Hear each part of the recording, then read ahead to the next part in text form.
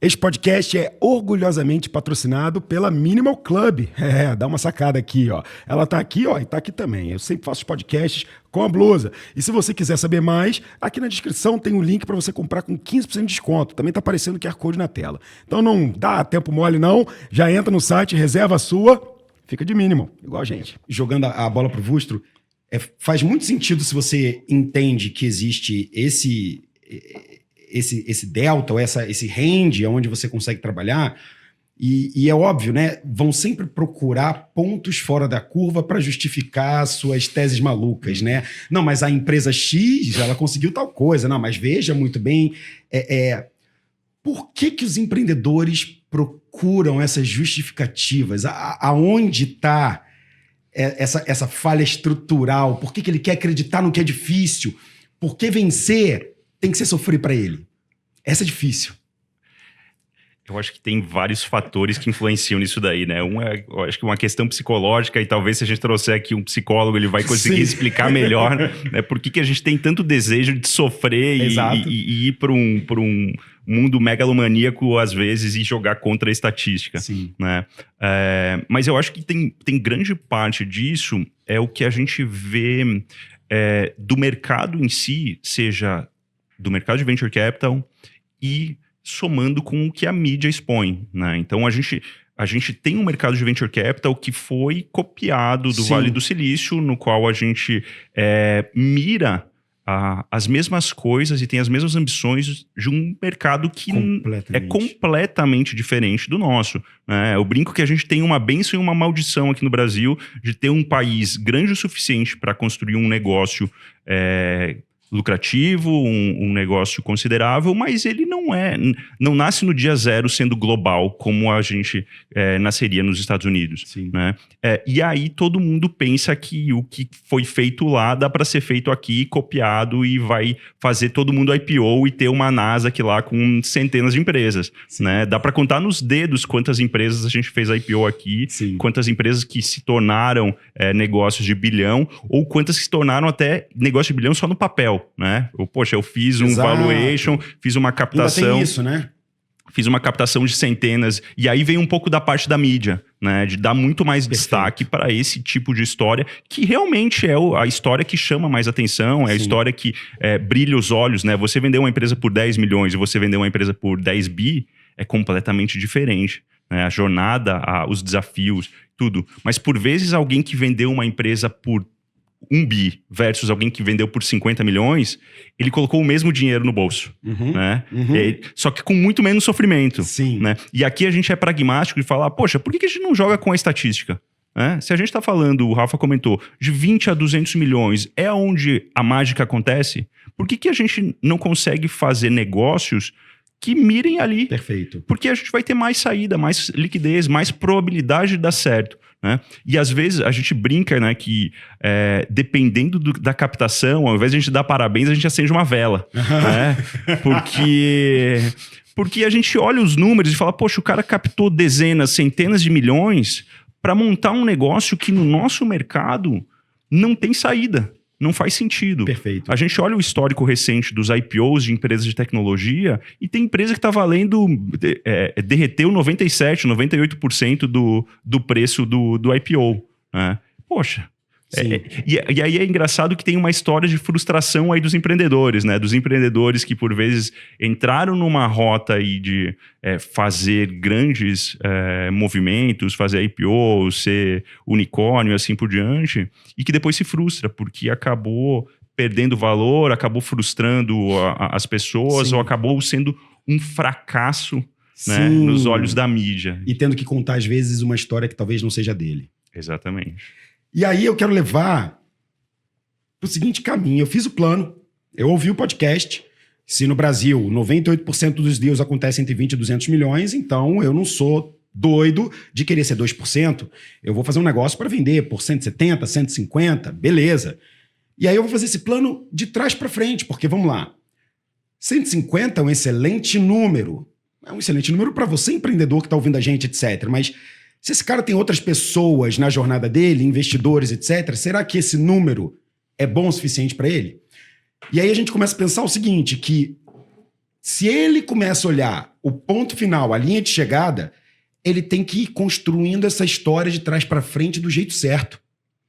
Quando esse cara capta num valuation assustador, ele já está, de certa forma, sabotando sua própria possível compra.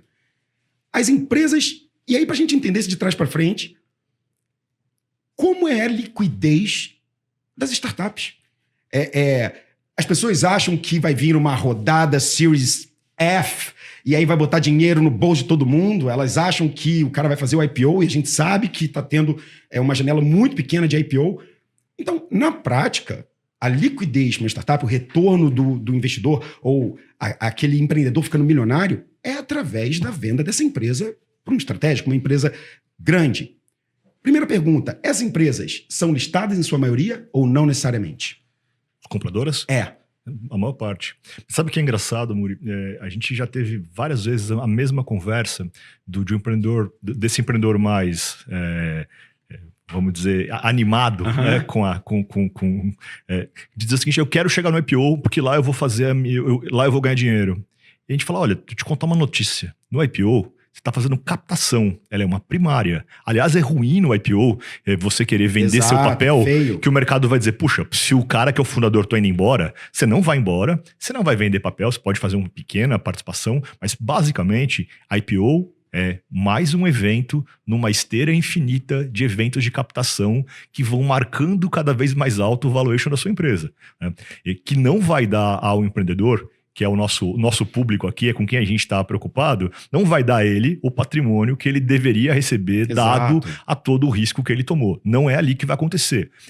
Ela vai acontecer, essa construção relevante de patrimônio que vai transformar a vida desse cara, da família dele, dos filhos, das próximas gerações, ela vai se dar na venda para um comprador estratégico, né? Que geralmente é uma empresa listada, como você perguntou, uma empresa nacional ou internacional, que tem uma rota de crescimento orgânico e inorgânico e faz esse inorgânico comprando empresas que podem ser startups ou outros tipos de empresa. Mas é nesse momento que o empreendedor vai conseguir dar retorno, vai conseguir construir seu patrimônio. Não é nas sucessivas captações. Perfeito. E, na verdade, quando ele vai num caminho de sucessivas captações, ele vai colocando uma potencial saída num lugar muito difícil. Exato. Porque eu preciso de valuations que estão fora desse intervalo onde acontecem as transações. Então, quando eu estou numa série A captando a 100 milhões de valuation, que é o que acontece muito, chega lá pra gente dizendo, olha, eu tô querendo captar uns 15 milhões a 100, o que vocês acham? Eu falo, eu acho que é legal. Você quer vender a empresa por 1 bi, é isso? Porque se você está captando a 100, o teu investidor vai querer fazer uma saída de 5, 10 vezes. Exato. A pergunta é, tem alguém para comprar por este valor que está implícito nessa captação? E aí tem aquela tela azul, né? Não tem. Então, assim, será que não é melhor, ao invés da gente captar a 15 a 100, a gente agora arrumar a empresa para daqui a 12 meses a gente vender a 100 e você colocar 50 no bolso e seu sócio colocar 50 no bolso? Talvez não seja melhor fazer isso. Isso não é... A chance disso ser bem sucedido e ser transformacional na sua vida não é maior do que eu captar e trazer para dentro do meu cap table alguém que tem um intervalo, tem um mandato de 10 anos, que vai dizer, continua mais 10 anos aqui, e eu quero 10 vezes retorno desse capital daqui a 5, 7, 8, 10 anos. E para o empreendedor tem um nível de risco de se expor a isso, uma probabilidade de ser bem sucedido muito menor do que um caminho mais próximo da liquidez, de prazo mais curto. E aí... para o investidor faz super sentido, porque ele vai alocar capital de terceiros em vários ativos. Se 1 ou 2 derem um super resultado, ele resolveu a vida dele. Ele tem lá um portfólio de 20, 30 empresas. Na perspectiva do empreendedor, que é o que nos interessa dizer aqui, nessa você lembra de Matrix, a pílula vermelha e a pílula azul? Eu não lembro qual das duas que era que devia, mas para mim aqui tem a pílula vermelha e a pílula azul. Cada um sabe a dor e a delícia de ser o que faz a escolha que quiser. Mas é importante entender que tem um caminho aqui, que suas chances de construção de patrimônio são bastante pé no chão, bastante possíveis no horizonte temporal curto, e tem um outro caminho aqui que, cara, 1 de 100 vai chegar.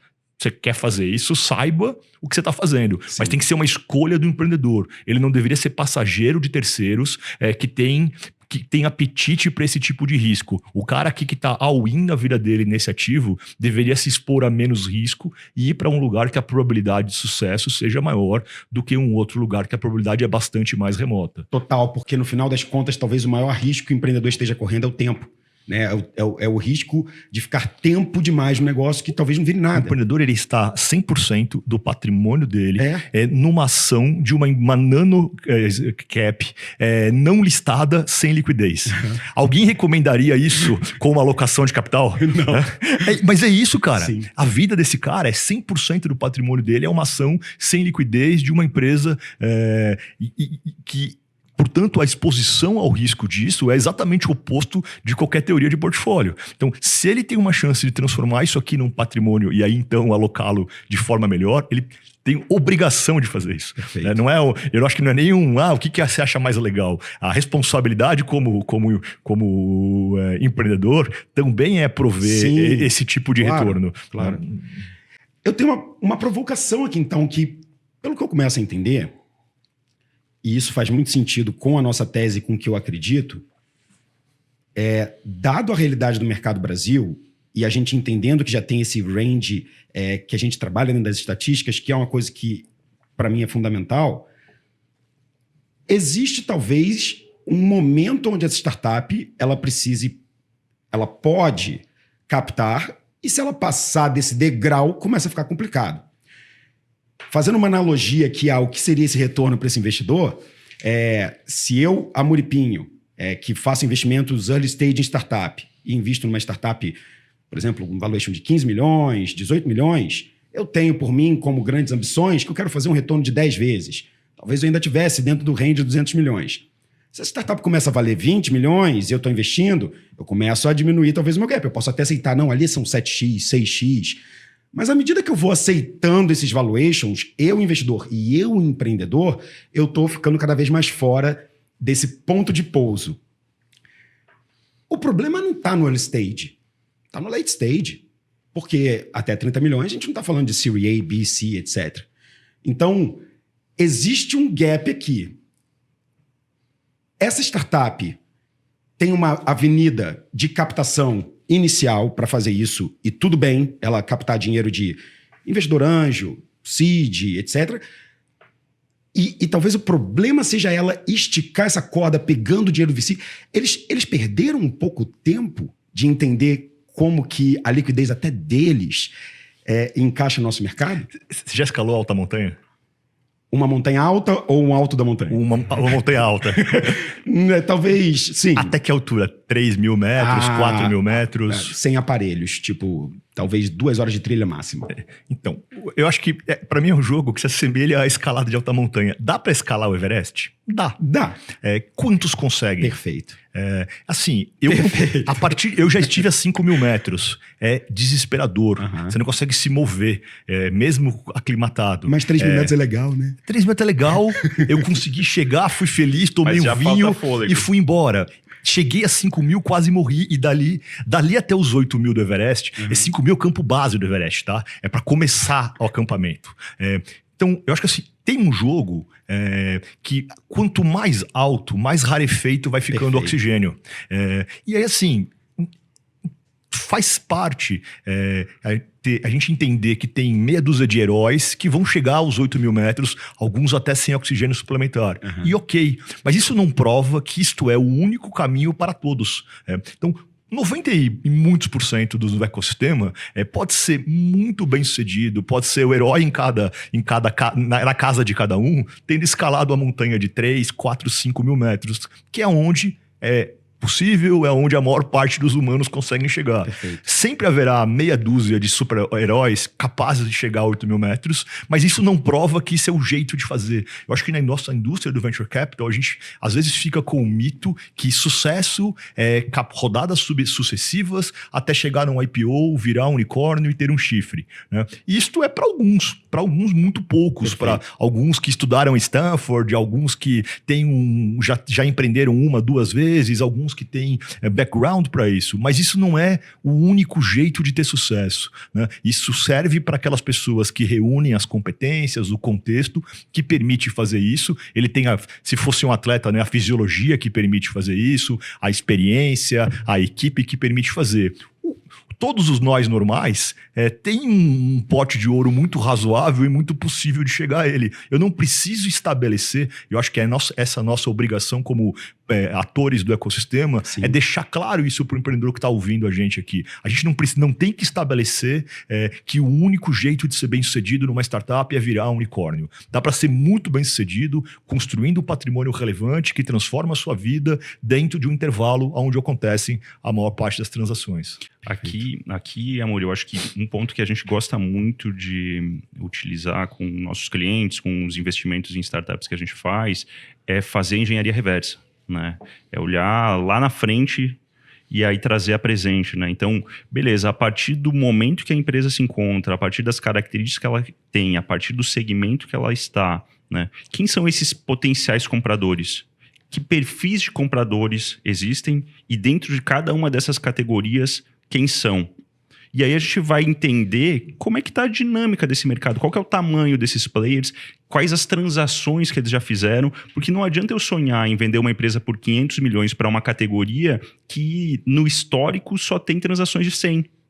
Perfeito. Não vai dar. A probabilidade é muito baixa. É impossível? Não, mas é muito pouco provável. Sim. Né? Então a gente gosta de fazer isso para, primeiro, alinhar a expectativa dos founders com a realidade e, em casos de investimento, alinhar o valuation. Né? Porque a gente entrar num valuation que é inadequado, a gente pode inviabilizar uma transação. Exato. Né? E, no fim, o principal prejudicado é sempre o empreendedor. É esse o destino de todo mundo que errou a mão em algum momento. Dá para consertar? Dá para consertar, tem jeitos, tem meios, mas assim, se tá muito longe, se o cara fez uma captação numa rodada que tá 3, 4, 5 vezes maior do que do que naquele momento um comprador está disposto a comprar, o comprador pode falar, cara, não tem como eu encaixar aqui. Ainda mais se o investidor tiver alguma preferência, que no fim do dia vai 100% do dinheiro para o investidor, sim, naquele caso, do que propriamente para os empreendedores. Né? Então tem que tomar muito cuidado, principalmente para os empreendedores que estão tomando investimento nesse momento, para não cair numa armadilha. Não significa que o maior valuation é o melhor. Tá errado isso daí. Vamos entender quais são os players e qual que é o tamanho do negócio que dá para fazer uma transação e, a partir disso daí, fazer a engenharia reversa para ver o que cabe dentro da empresa. Perfeito. E aí, curtiu esse corte? Então tá na hora de você compartilhar também o seu amor com a gente, né? Dá a curtida, aquele comentário, mas principalmente não deixa de se inscrever aqui para acompanhar todos os próximos cortes. A gente não vai parar de fazer conteúdo não, mas eu vou parar 3 segundos para esperar você comentar ou assinar a gente. Beleza? Tô te esperando no próximo.